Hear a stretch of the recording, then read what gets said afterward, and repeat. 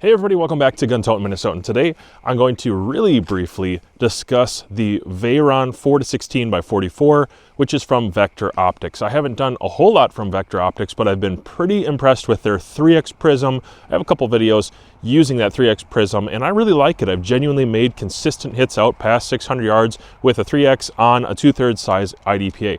This being a 4-16 and just a different class, it's a variable style optic. I wanted to try it out for air guns because I'm always interested in a better quality air gun optic, and I think this has some things going for it that are worth talking about.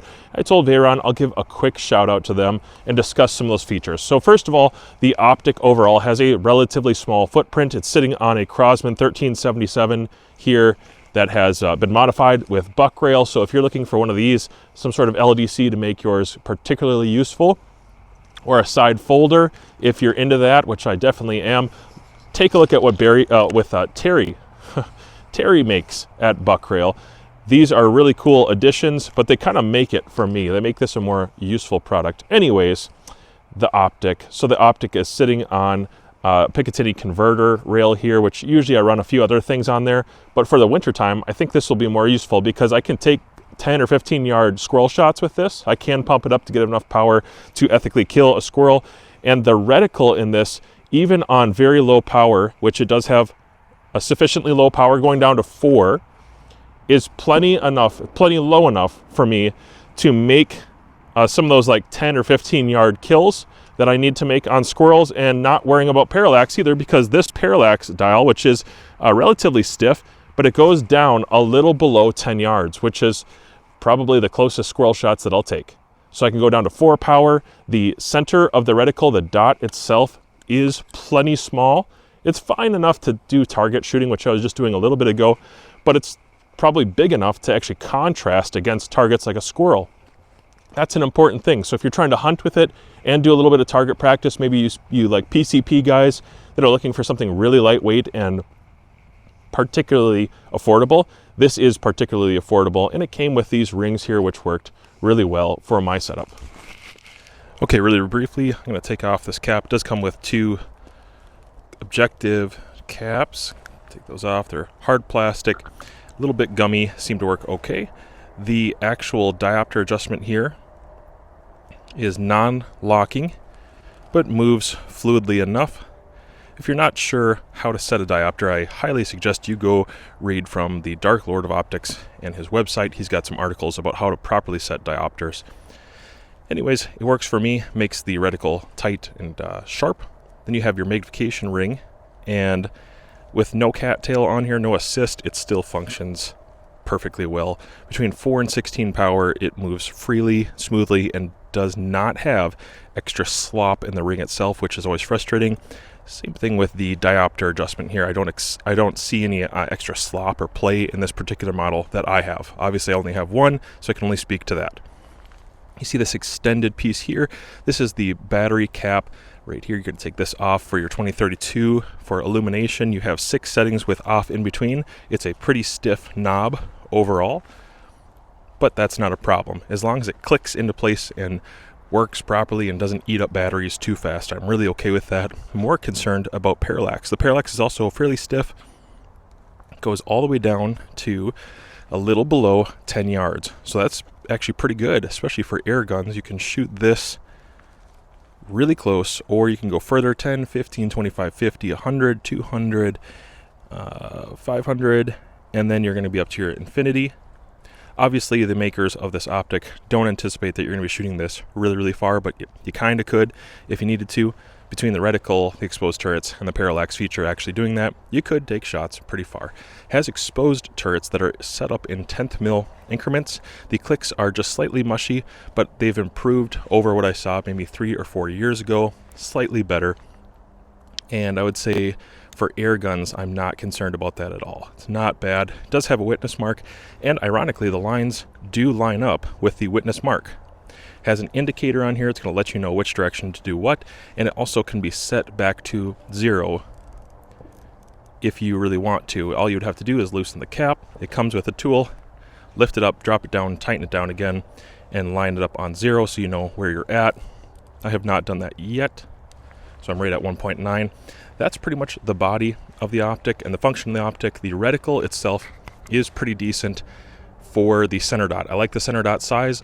I like the holdovers in the direct stadia. The direct holdover, it's pretty clear, it's functional, it's good for air guns and hunting, but the wind leads leave a little bit to be desired overall. But we're looking at something that's at a price point and a budget that I really can't expect more out of this optic. I think you're getting kind of a good deal when it comes to airgun optics. The full range of power is usable, slightly egg-shaped, a little bit of warpage, a tiny bit of distortion that I can see, and chromatic aberration towards that 16 power. That is totally to be expected, and I don't think you'll find anything at this price point that has these features and also doesn't have minor CA going on. So I'm not saying this is bad, I'm saying it's right there with some of the competition at the price point and what this is trying to do. Remember, this is a very compact overall size scope. It does have those features, and so why would you get a scope like this? Well, it's probably because you need the features and you need the reticle. If you don't need those extra features, then you might want to look at some of their other optics that have even improved glass or better depth of field or longer eye relief, who knows. Some of those other optics might be more set up for you, and you could place your money better there. But if you do need some of those features, then they're trying to give you a package here that isn't very expensive, it's fairly affordable, and it can do a lot of those things decently well, especially for people in air guns, which would be my application and recommendation for an optic like this, be primarily just air guns. But I'm enjoying it, I think it's a decent deal, and the more I look into Vector optics, especially their higher dollar optics, the more I'm impressed, and I don't have my hands on many of them, but I have done a 3X and now this 4-16, the Veyron, and I can say I will probably continue to use it for air guns. Doesn't have a huge amount of internal travel, so you won't see me dialing it out, shooting it really far, but when it comes to typical air gun distances, this is just fine. I know for some folks, unboxing is annoying, so I'm going to be really short with this. This is the Veyron 4-16 by 44 illuminated reticle. It is a first focal plane. I'll go ahead and open it up just so you get an idea of what's inside. First of all, you do have a little bit of a manual, which is useful, especially if you're new to optics. Some discussion of reticle, zeroing, all those sort of things, as well as storage. Put that aside. And then you have kind of the complete layout here discussing warranty. And warranty is an important thing to mention. It's a 5-year limited to warranty. And limited warranties are still very, very good. In fact, I think 5 years is plenty of time, but read through that if you want to understand what limitations might exist. Some silica. You do have a plastic tool for the turrets for loosening those up and at least slipping the dials, slipping the scales. Comes with some rings. I'm really happy to see that. It comes with 30 millimeter, we call them Weaver rings on a high profile, so it's going to work with most products and most rifles setups. Then you have a pretty decent quality branded lens cloth. I kind of like that. That's nice. It's a nice extra to throw in there. At this price point, I don't usually see something like that. So that's cool. And then, of course, you have the scope itself, which my model, get this out of the way, my model came with the scope caps already installed, and it just looks like that. Something that I can get behind is the fact that the center dot is appropriate size. It's a little bigger, and I like the contrast. The illumination works at early morning, late at night, like I was using just a moment ago. It contrasts well against the target, and the field of view is not terribly obscured. It's a non-traditional type of tree. It's not really a tree at all. It's more got these lines that go out there, like extreme windage holds, perhaps. I don't really use those. As far as the reticle goes, I just prefer a regular Christmas tree or no tree at all. These just have these wide lines, but it does kind of help guide your eye towards the center, so I'm not going to criticize that. What I do like is that it has extreme holdover built into the reticle, going down the center post all the way down with numerical indicators, and they're simple, they're easy to pick up when it comes to air gunning and air gun hunting. I'm really good with that. I don't need technically a competition style, PRS style reticle in most airgun optics, but if I can get something that has information and a functional stadia post going down, I will definitely take it. It does have exposed turrets. I wouldn't be dialing on them for reliability, but functionally it's kind of nice to go back and forth between grain weights, and I know this one hits, let's say, 3/10 difference. This is close enough, even though it has some error in it, it's close enough to be functional. And so I don't mind at all. Again, I'm not shooting at 50 or 100 yards on animals with this, just paper and targets. So the fact that I can set it back to 0 just using the coin slot on top is nice enough.